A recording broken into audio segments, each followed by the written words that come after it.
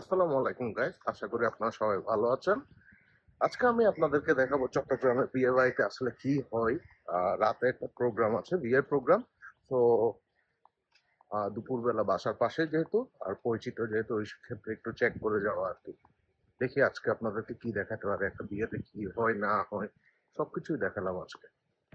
So আপনারা already দেখতে পাচ্ছেন এখানে হলো কাটাকুটি চলছে, যেহেতু বিয়েতে অনেকগুলো কাটাছাড়া ব্যাপার স্যাপার থাকে। সো সবকিছু রেডি করছে একদম। আর এটা হলো কিচেন এরিয়া। এখানে হলো রান্না বান্না কাজ চলছে, আপনারা দেখতেই পাচ্ছেন গরম পানি গরম করছে। তো এটা যেহেতু আসলে দুপুরের টাইম, এখনো সবকিছু সব আইটেম রেডি করা হয়নি, ওরা প্রস্তুতি নিচ্ছে সবকিছু একসাথে। আমি আপনাদেরকে রেসিপি গুলো দেখাবো। তো আপাতত এখন খুব বেশি টেম্পারেচার অ্যারাউন্ড 55 to 60 এই জায়গার টেম্পারেচার, পুরোটা বদ্ধ তো ওই জন্য।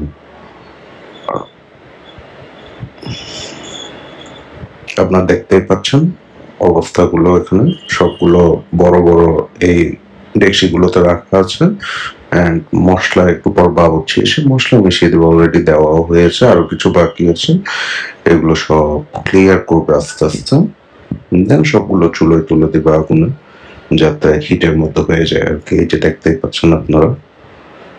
মজার বিষয় হলো, এই যিনি বাবুর্চিটা আছে তিনি আমার বিয়েতে আসলে রান্না বান্না করেছিলেন। আহ, সবাই আমার ফ্রেন্ড সার্কেল, আমার রিলেটিভ সবাই খুব নামই করেছিলেন। এরকম অবস্থা, এখানে গরমের জন্য আসলে থাকা যাচ্ছে না, আমি বের হচ্ছি।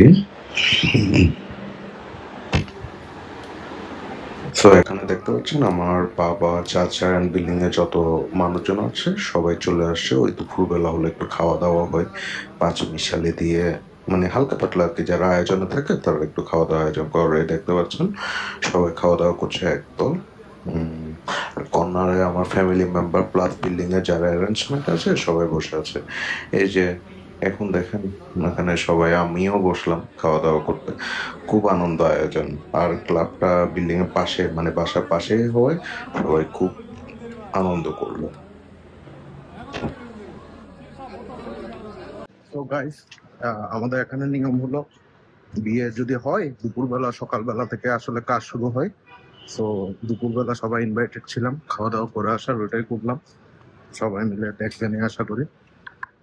তো এই হলো অবস্থা।